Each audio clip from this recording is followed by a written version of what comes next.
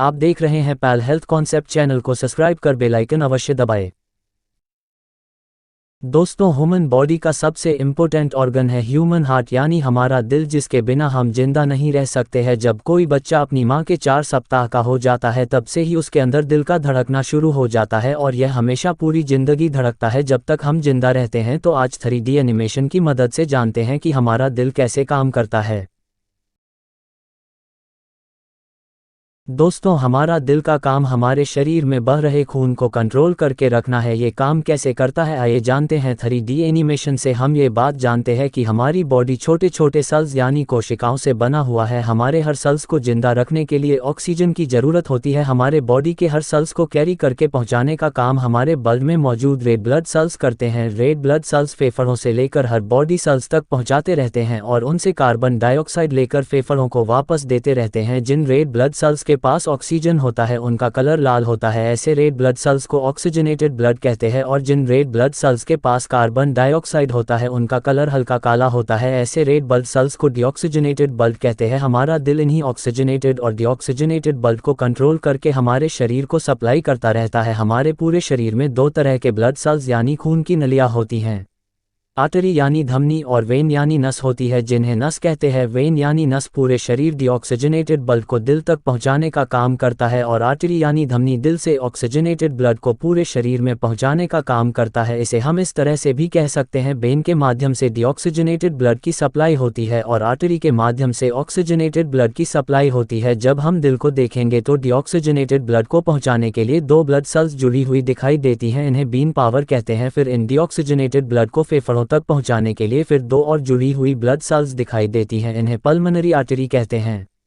फेफड़ों से oxygenated blood को दिल तक पहुंचाने के लिए 4 ब्लड सेल्स जुड़ी हुई दिखाई देती है, इन्हें पल्मोनरी वेन कहते हैं। फिर इस ऑक्सीजनेटेड ब्लड को पूरी बॉडी में भेजने के लिए 1 और ब्लड सेल्स जुड़ी हुई है, जिन्हें ऑर्ट यानी महाधमनी कहा जाता है। ये पूरे शरीर की सबसे मजबूत धमनी होती है। तो आइए अब देखते हैं कि हमारा दिल कैसे काम करता है। हमारे दिल के अंदर टोटल 4 भाग होते हैं, right atrium, left atrium, right ventricle और लेफ्ट वेंट्रिकल कहते हैं। राइट एट्रियम पूरे बॉडी से लाया गया डीऑक्सीजनेटेड ब्लड वेन कावा सेंटर होता है। फिर राइट एट्रियम इसे पंप करके राइट वेंट्रिकल में भेज देता है और राइट वेंट्रिकल भी इस ब्लड को पंप करता है, जिससे ये blood oxygenated blood pulmonary atrium से होते हुए फेफड़ों में चला जाता है। ऑक्सीजनेटेड होने के लिए सेम यही प्रक्रिया या प्रोसेस दिल के लिफ्ट वाले हिस्से में भी होता है। फेफड़ों से ब्लड ऑक्सीजनेटेड होकर पल्मोनरी वेन यानी नस से दिल के लिफ्ट एट्रियम में पहुंचता है। लिफ्ट एट्रियम इन ब्लड को पंप करके नीचे लिफ्ट वेंट्रिकल में भेज देता है। लेफ्ट वेंट्रिकल इस ऑक्सीजनेटेड ब्लड को पंप करता है, जिसकी वजह से यह ब्लड अरोटा से होते हुए पूरे शरीर में चला जाता है। इस तरह से दिल के अंदर यह प्रक्रिया या प्रोसेस चलता रहता है। एक साइड से डीऑक्सीजनेटेड ब्लड दिल के अंदर आता रहता है और दूसरी साइड से ऑक्सीजनेटेड ब्लड पूरे शरीर में सप्लाई होता रहता है। जब कुछ लोगों के दिमाग में यह सवाल आ रहा होगा कि जब हमारे दिल के नीचे वाले दोनों ब्लड को पंप करते हैं तो ब्लड पल्मोनरी वेन और अरोटा में जाने के बजाय वापस ऊपर वाले चेंबर में भी जा सकता था।